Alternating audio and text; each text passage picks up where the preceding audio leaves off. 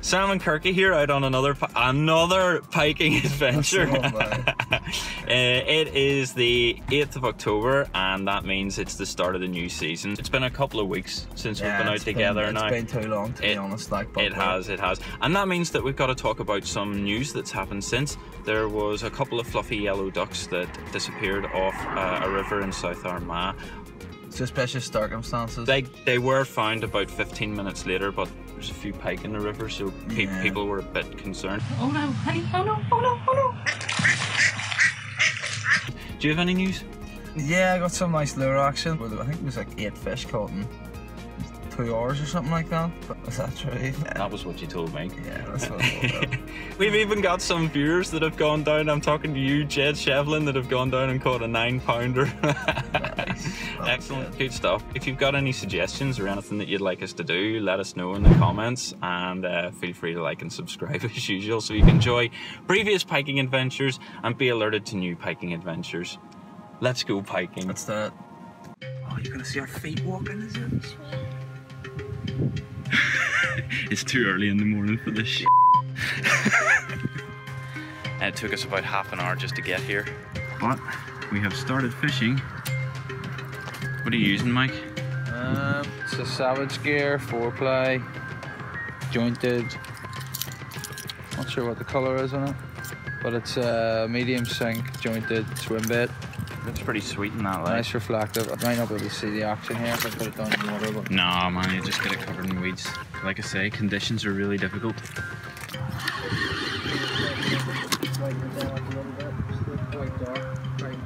about 8 o'clock, I hooked it on a pollen. Well, that was crazy. I caught a fish and it got all snagged up, but I managed to use this sweet weed cutter on the end of a landing net handle. It's in the bag! And I think it's only lightly hooked as well. Let's take a look at how to safely handle and unhook this fish. Taking great care to avoid the red gill rakers, start by placing 2 fingers beneath the gill cover and slide up underneath the jawbone and clamp the lower jaw with your thumb. Remove any hooks from the net mesh. Barbless hooks and rubber mesh make this much easier. Next, place the fish carefully on a wetted and padded unhooking mat. Wetting the mat will preserve the fish's slime, which protects it from parasites and infections.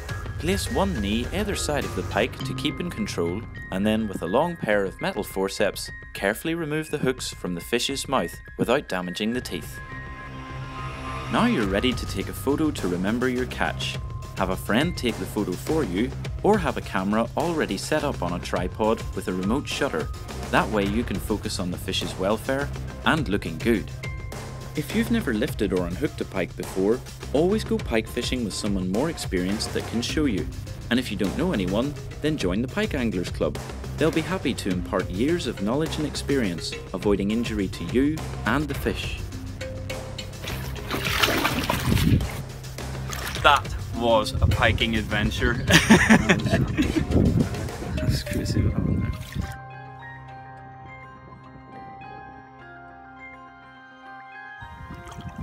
There we go, swimming away strong. Get in!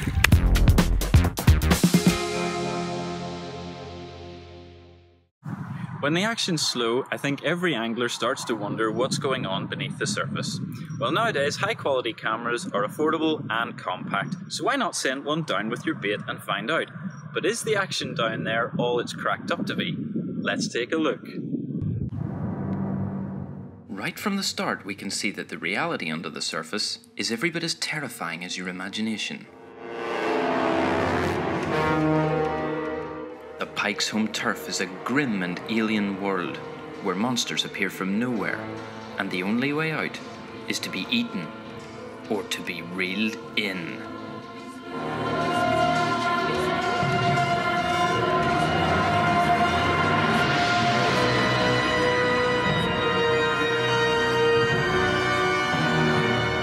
This footage is recorded on an SD card within the camera and can only be reviewed after the session when the angler is at home with his laptop and a cup of tea.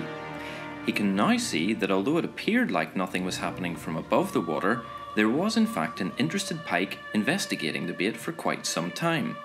Seeing the features of the swim means the angler can adjust his approach accordingly in terms of depth and distance, which would otherwise take time and experience, and some lost tackle in the process. The really interesting thing about these videos are the secrets revealed by seeing the pike's behaviour. This one is particularly wise and has probably been caught before on a similar bait. The pike appears to taste the water around the bait, makes a decision not to take it, and swims away. The angler now knows that a different bait or method might get a better result next time, or to try a different venue with less angling pressure. Some of Steve's other videos show smaller pikes seemingly waiting in line until a larger one has decided not to take a bait before swooping in and taking it for himself. So next time you're having a blank session, just think of these videos and imagine a queue of pike in descending order of size, all waiting for the first in line to make a decision. All in all, these cameras seem like a great tool to have in the tackle box, and aside from the behavioural and topographical research to be analysed, it's also damn entertaining to watch.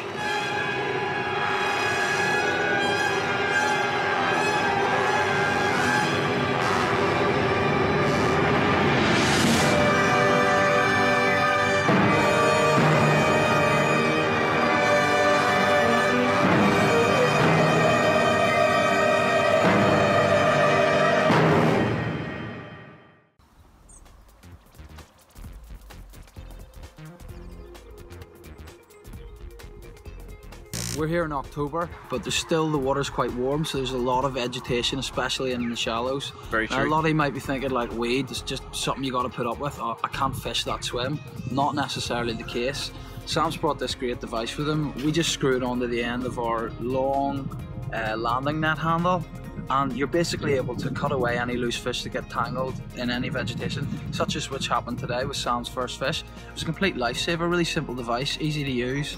And most importantly, it'll help save the fish's life potentially. You can just basically slice at the bottom of the weeds using your long landing net handle, and anything that it's snagged around should come away and you can bring that fish in. The other thing that was instrumental in making a really great experience out of catching that pike was the... Me in the way. Aye.